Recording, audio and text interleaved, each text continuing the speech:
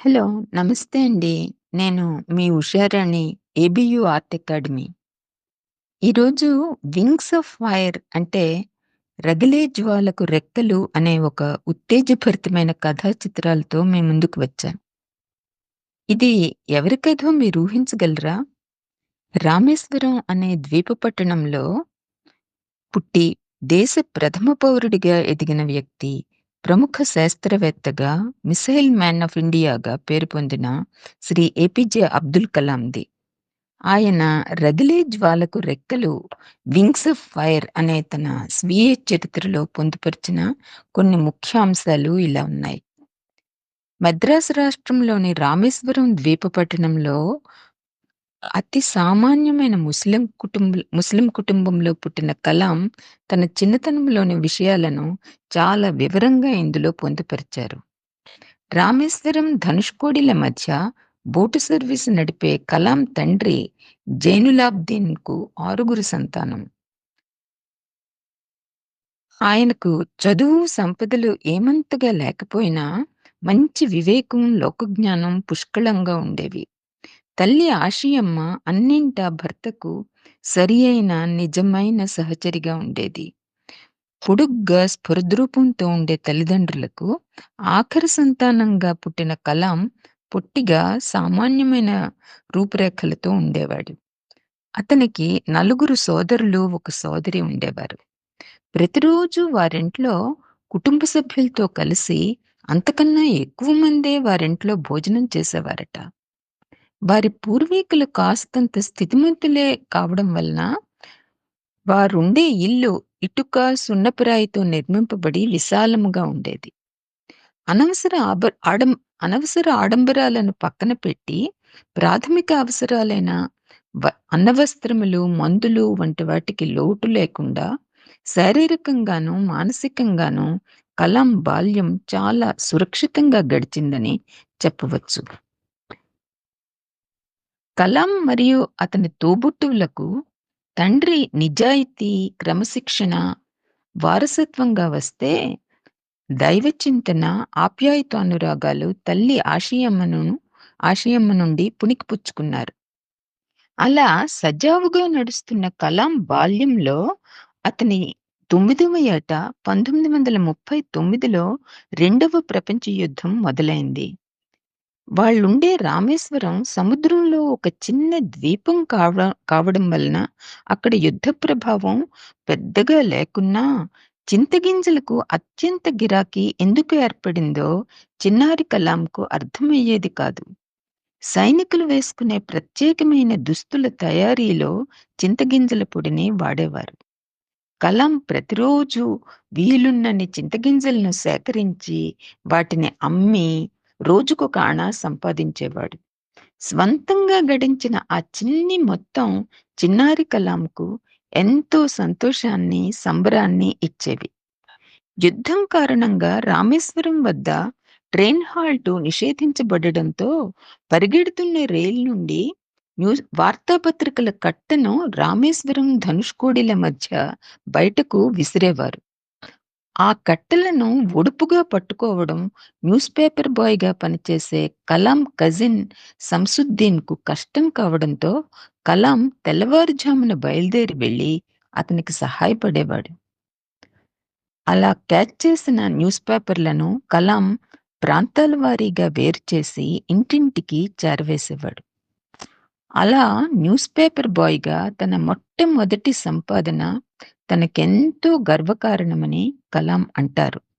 ఇక్కడ చిత్రంలో మనం కలాం ఎంతో హుషారుగా న్యూస్ పేపర్‌లను సైకిల్ మీదుంచుకుని ఇంటింటికి పంపిణీ చేస్తుండడం చూస్తున్నాం.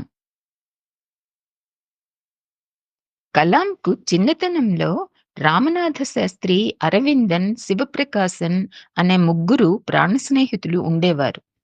ముగ్గురు శుద్ధ శ్రోత్రియ బ్రాహ్మణ కుటుంబములకు చెందినవారైనా, మా మధ్య ఎప్పుడూ ఎటువంటి మతపరమైన విభేదాలు తలెత్తలేదని అంటారు కలాం.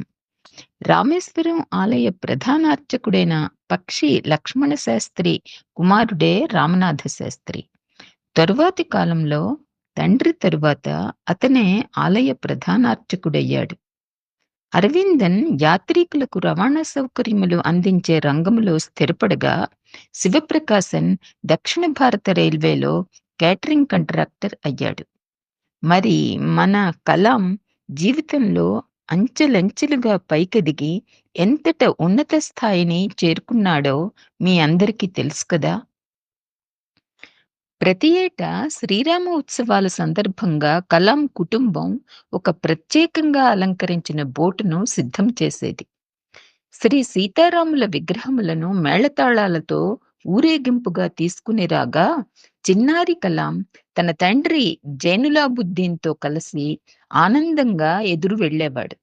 అచ్చట నుండి బోటులో రామతీర్థ అనే చెరువు మధ్యలో గల కళ్యాణ మండపం వద్దకు తీసుకుని వెళ్లి శ్రీ సీతారాముల కళ్యాణమును జరిపించేవారు.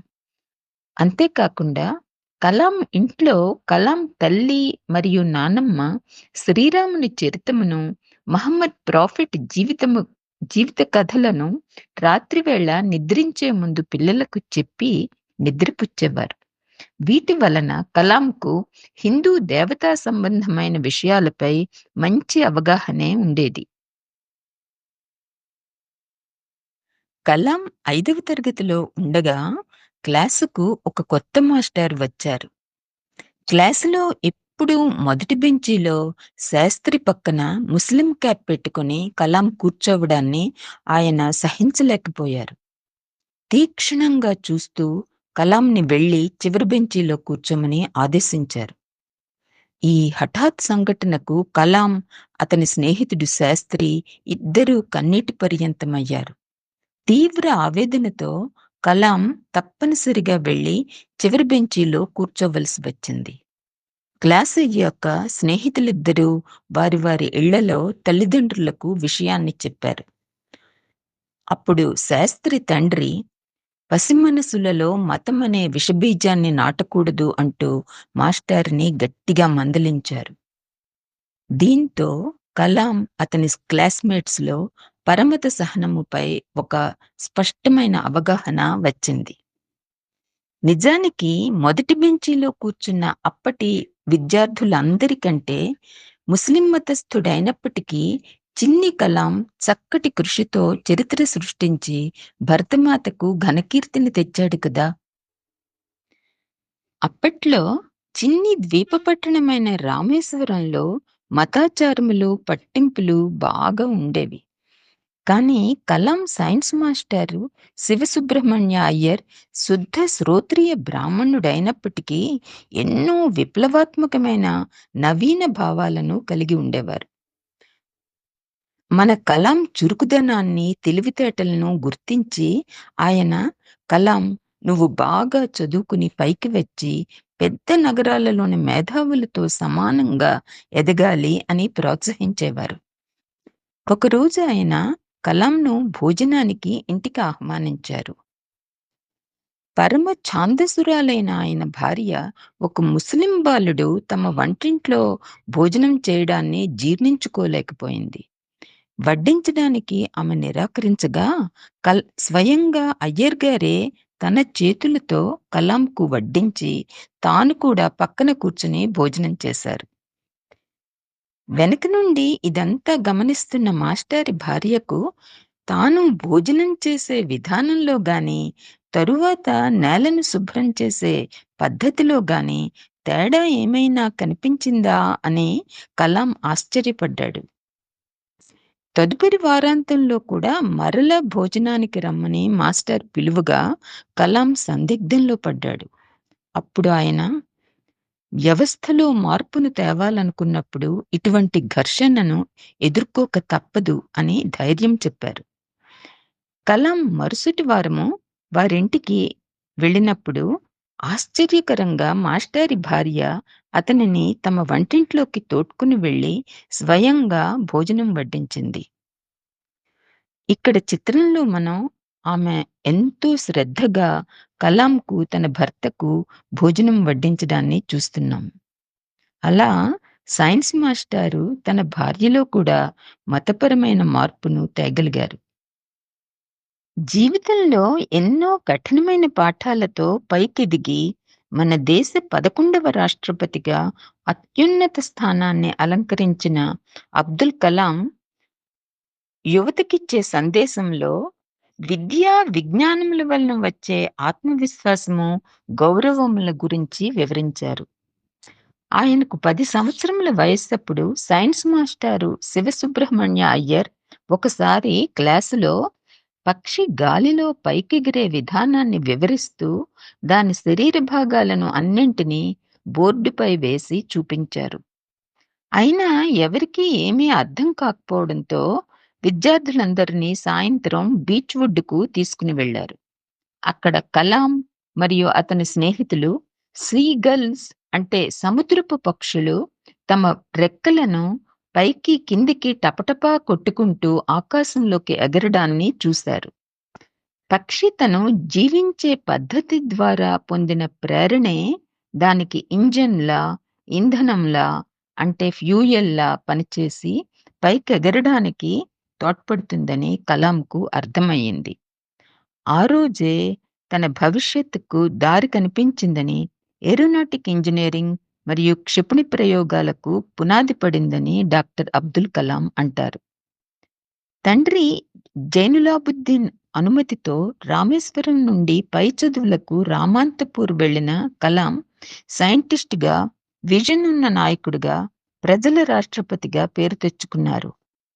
అలా రామేశ్వరం నుండి రాష్ట్రపతి భవన్‌కు డాక్టర్ ఏపీజే అబ్దుల్ కలాం చేసిన విద్యా, విజ్ఞాన ప్రయాణం మనందరికీ ఎంతో ఆదర్శప్రాయమైనది. నెక్స్ట్ వీడియోలో ఇంకో ఆసక్తికరమైన కథనం మరియు కథా చిత్రాలతో మీ ముందుకు వస్తాను. అంతవరకు బాయ్ బాయ్.